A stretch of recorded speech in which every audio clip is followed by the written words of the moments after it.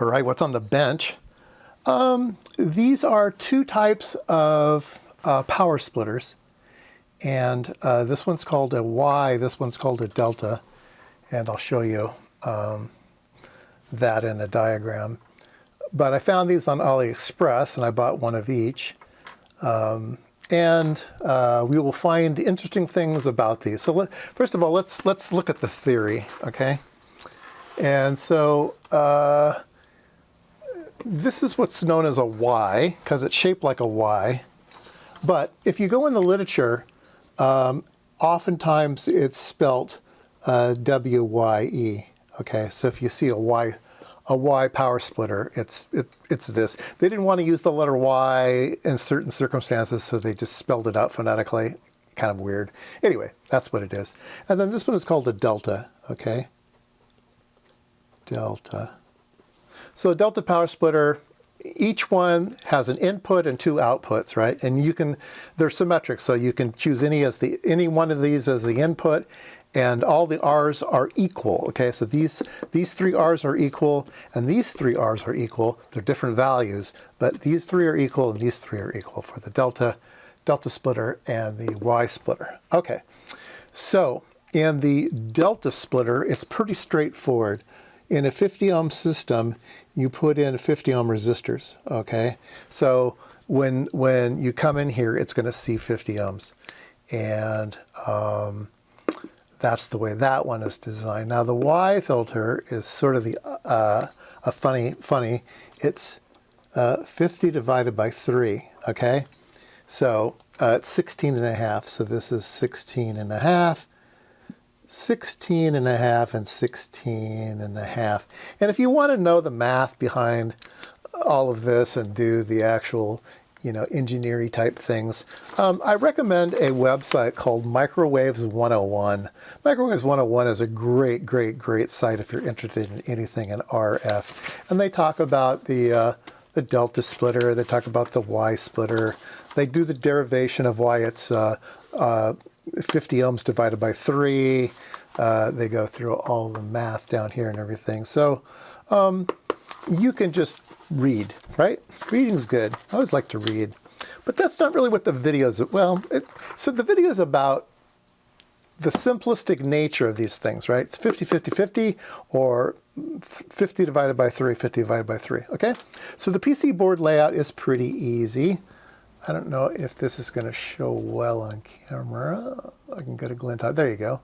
So you can see it's just a Y shape, and but this is the delta. So the PC board has a trace coming in, and a trace coming in, and a trace coming in, right? And then it has kind of a little bend in it. So it puts these little bends in it. And anyway, it's got these bends. So then the resistors will sit. Resistors will sit here, and will sit here, and will sit here.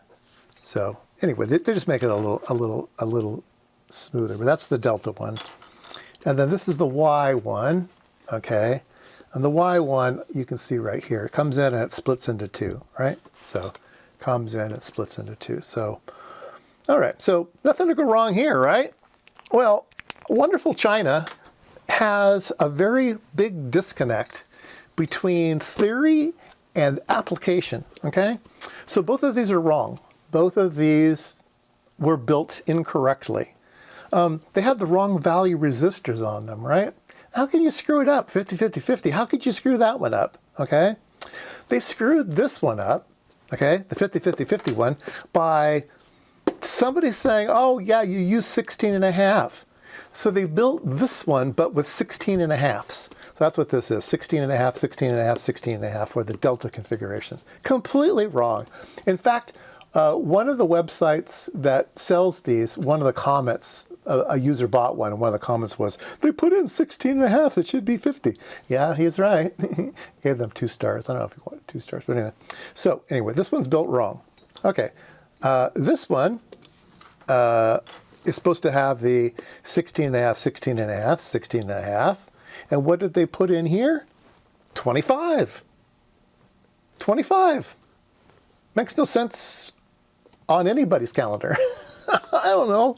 25. So both of these were built completely wrong. So I think what we should do is build them right. We'll remove these parts and make good ones. So you can imagine buying these just for the PC board and connectors, and then subtract the cost of the resistors you're going to have to put in here, and your time, whatever you charge your time out, and figure out how much these things are going to cost because they're built wrong. Now this one is nice because it's stainless steel. I like it. These cheapy fake brass ones, yeah, they're pretty bad. This one's stainless steel. Pretty nice little part. And they even did RF ground stitching here on this one and everything. Yeah. Anyhow, yeah, both are built wrong. Both are built wrong. Let's put them on a VNA. Okay, so first we're going to put in a known good splitter. This is the one I use all the time. This is a mini circuit splitter. Part number ZFSC-2-11.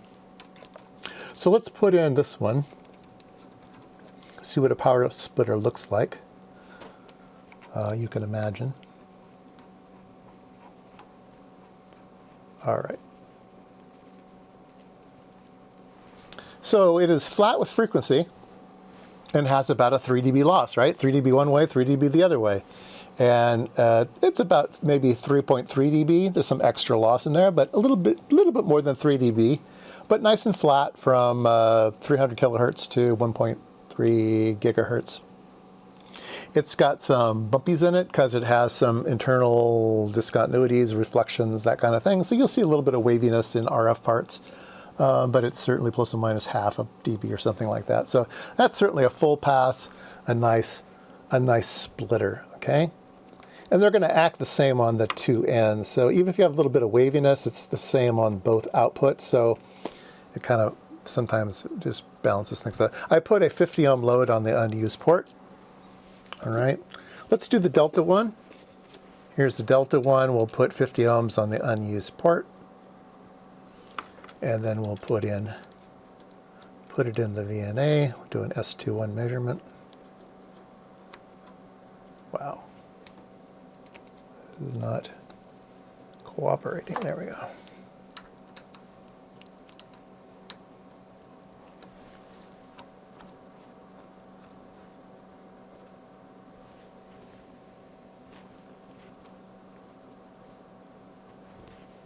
And what is going on here? What is going on? Let's see here. Scale per division, 5 dB. Yeah, very interesting. So the Y splitter and the delta splitter are a 6 dB splitter. Instead of a 3 dB splitter, they're a 6 dB splitter. So you can see here at 1.3 gigahertz, we're kind of getting around to that 6. It's around 8, but it's the 6 number, right? And it's not right because the values are not right.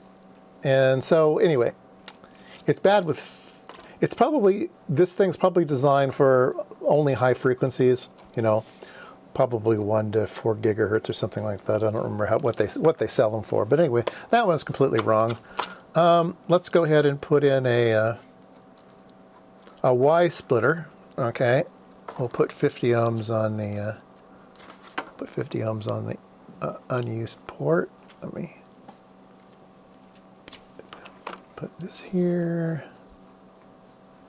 And this is not going to fit, so put it on like this.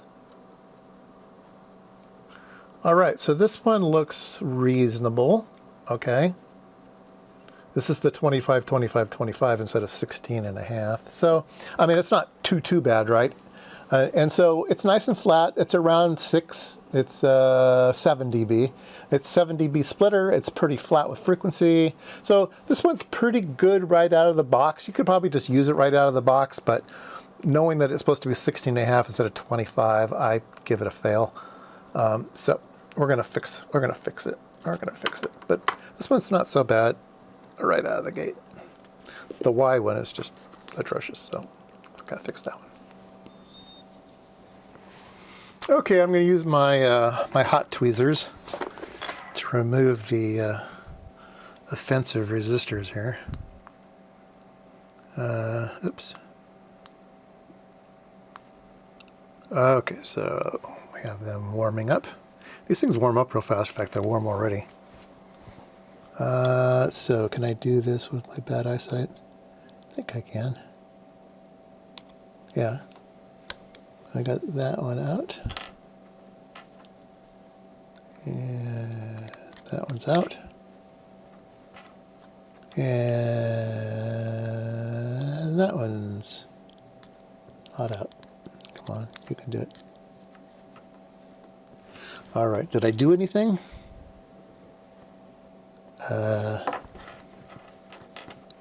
These are tiny, tiny, tiny. There we go. Got that one out. Come on. There we go.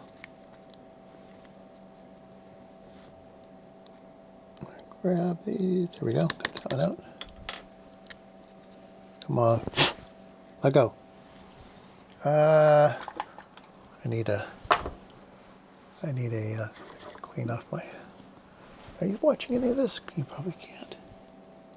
So, I think they are all out now. Those are all out. Okay, let's get these out. Oh, that was easy.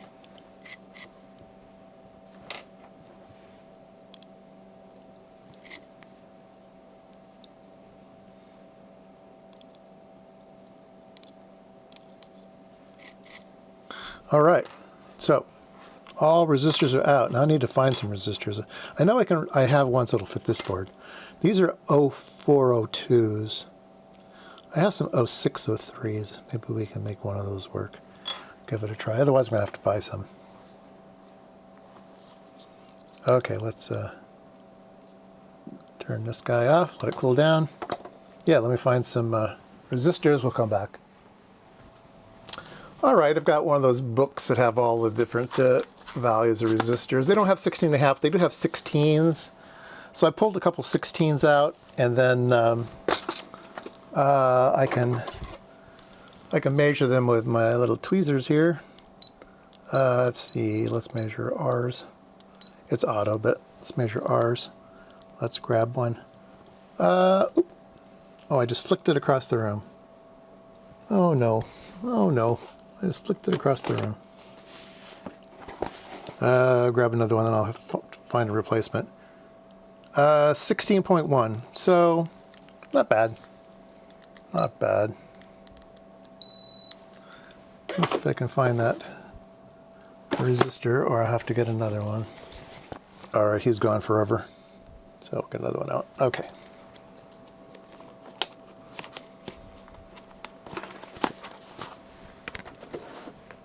Okay, let's re-brick this one because it's going to be easy. All right, let's put a little flux on the board. That's a little bit too much, but that's fine. Putting flux on the board before doing solder wicking is seems to work a whole lot better. People are going to say, "Hey, I thought you didn't like solder flux." No, for surface mount, solder flux is great. It's for regular soldering that I object to it. Okay, it's cleaning up nicely. The reason I'm doing this is I want to remove the old solder so it's nice and flat. Okay, so now it's nice and flat, and some people go back in and clean it with alcohol, but flux is flux, so I'm just going to leave it there. It'll help me out, so I will just leave it in place. And let's get these guys going. This is the wrong tip to be using, but I can get away with it because I am a professional. So let's see here. I have a really tiny tip that I would normally use for something like this, but these are 0805s. This is pretty standard stuff. So I'm going to put a blob of solder here on the Y on the Y section, the middle section. And then we will grab our resistor and kind of throw it on one side. There we go. And then we'll hit the other side with a little bit of solder. And there we go. That one's easy and looks very pretty, actually. Compliment myself. All right, so let's see. I want to be able to hold things with my right hand, so I'll put it this way. There we go. All right. So this one will go in over here.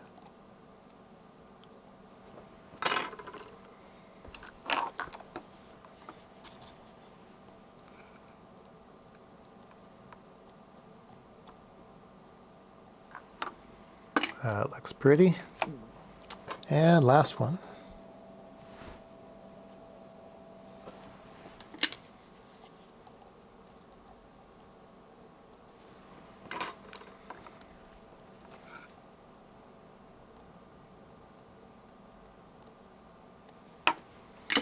All right, let's go ahead and measure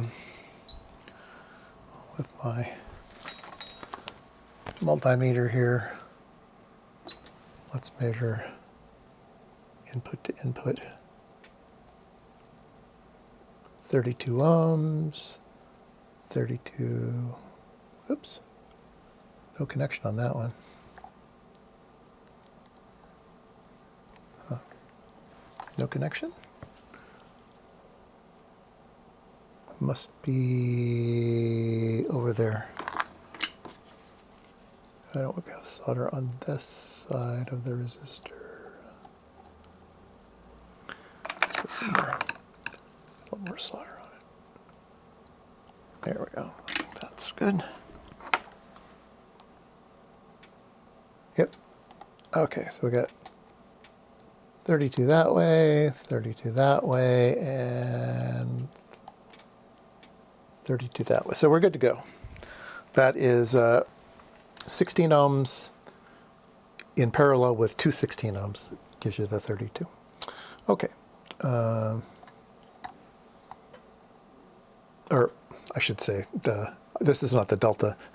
This is the Y. So it's 16 plus 16, 32. 16 plus 16, 32. So that makes more sense. All right. So now we've got a bunch of crappy flux, and we need to get rid of that. So let's get some ethanol and something to scrub it with. We will get rid of the flux now. All right, let me examine this under high magnification and see if I can make it work. And I don't think I'm going to be able to. I think 0603s are just too big. They're just too big. So I'm going to have to get some parts at the store and fix this one later. But let's go look at our handy graft under the VNA on the one that we repaired. See if it looks any better, look any worse. All right. This is the one we repaired. Let's put our 50 ohm load on one side. Oh, geez.